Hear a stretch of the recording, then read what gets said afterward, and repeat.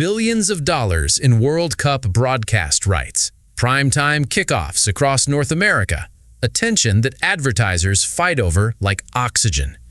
And in the middle of that storm, one national team just finished a tournament by doing something colder than scoring highlight goals. They starved everyone else of the ball. Spain are world champions again, not by outrunning the noise, by controlling the one resource every knockout match runs on: time with the ball, chances to think, and space to breathe. So here is the big question. How does Spain keep winning major cups by owning the midfield? And why did that same system look almost unfair at the 2026 World Cup? If you only watched the goals, you might think Spain won with wingers and late magic. That is the surface story. The real story sits 5 yards in front of the center backs, where captain Rodri runs the supply chain of the game. Crazy, right? The player with no tournament goals takes home the golden ball. But that is exactly the point. In Spain's system under Luis de la Fuente, midfield control is not decoration. It is the business model. Think of a match like a market. Every second your opponent has the ball is inventory they can spend. Every clean pass Spain completes is inventory they take back. At this World Cup, Spain averaged around 64% possession. Across 8 games, they conceded just 1 goal, the fewest by a World Cup winner, even while playing more matches than any previous champion in the 48-team format. That's not luck, that is a design. Here's where it gets crazy. De la Fuente's Spain usually starts in a 4-3-3, 1 holding midfielder, 2 interiors, wide attackers stretching the sides. On the ball, that shape often becomes denser in the middle, more bodies, shorter distances, faster decisions. Rodri sits as the single pivot. He receives, he recycles, he decides when the tempo goes quiet and when it goes vertical. Around him, players like Fabian Ruiz and Dani Olmo, with Pedri in the mix across this cycle, flood the half spaces. Those half spaces matter. They are the lanes between fullbacks and center backs where defenses get confused about who should jump. Spain do not just keep the ball to look pretty. They keep it to pin you back, then steal it again the second you escape.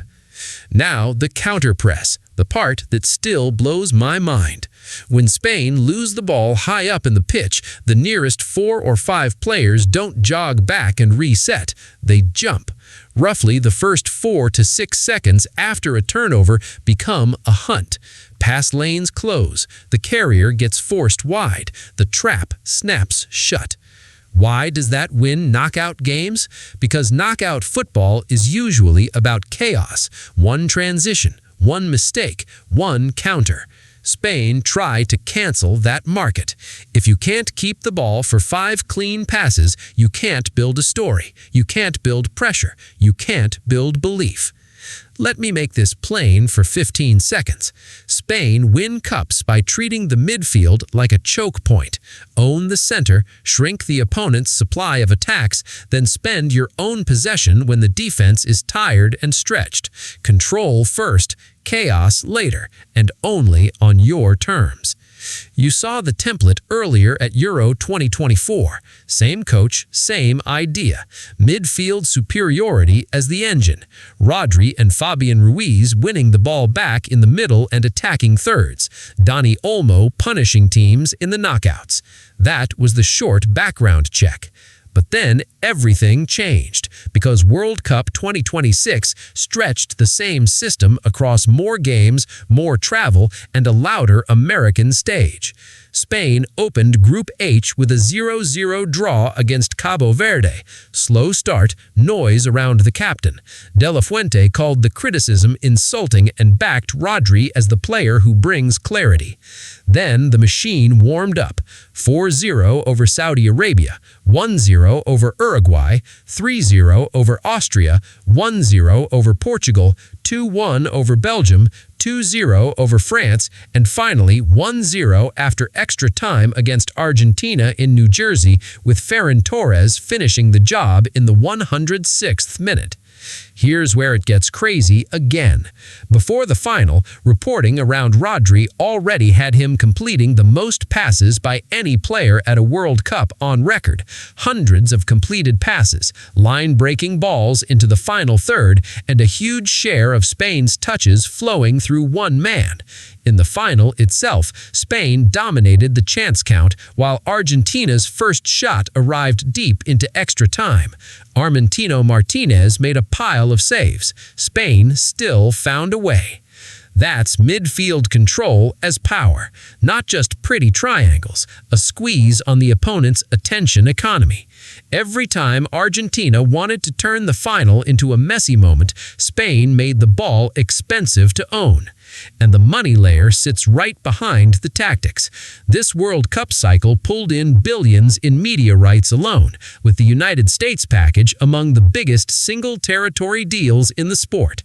More matches, more screens, more narrative value attached to whoever looks inevitable. Spain looked inevitable because they controlled the middle of the pitch, the way a dominant firm controls a bottleneck. Starve the rival supply chain, keep your own inventory circulating, force everyone else to chase. Unai Simon finished with a stack of shutouts. Paul Cubarsí took a Young Player Award. Rodri took the Golden Ball without needing a goal contribution. The awards matched the method. So what's the full picture? Spain's cup-winning midfield is three jobs stacked on top of each other. First, the pivot. Rodri protects the center, sets the rhythm, and turns defense into the first pass of the next attack.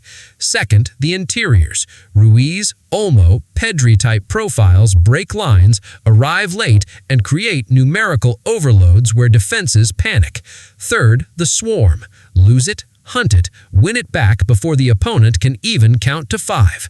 Add wide threats like Lamine Yamal and Nico Williams to stretch the map, and suddenly the center looks even more crowded for the people trying to escape it. The reckoning is simple. In a World Cup built for spectacle, Spain won by making spectacle scarce for everyone else. 1 goal conceded across 8 games. An unbeaten run stretched into the high 30s in all competitions. A second Men's World Cup title 16 years after 2010. They didn't buy the tournament with chaos. They rented the middle of the field and never gave the keys back. But one more thing. The scariest part of this Spain side isn't that Rodri is brilliant. It's that the system still works when the names shuffle. When Rodri exited the Euro 2024 final early through injury, Martin Zubimendi stepped into the pivot, and Spain still solved the England man-to-man midfield plan after halftime. Depth is part of the control. That means this isn't a one-player magic trick. It's a process, a choke point, a way of turning possession into tournament power. So when people ask how Spain wins cups, don't start with the final goal. Start with the minutes the other team never got. But one more layer is still left. Thanks for watching. If you want to see more videos like this, make sure to like this video and subscribe to the channel.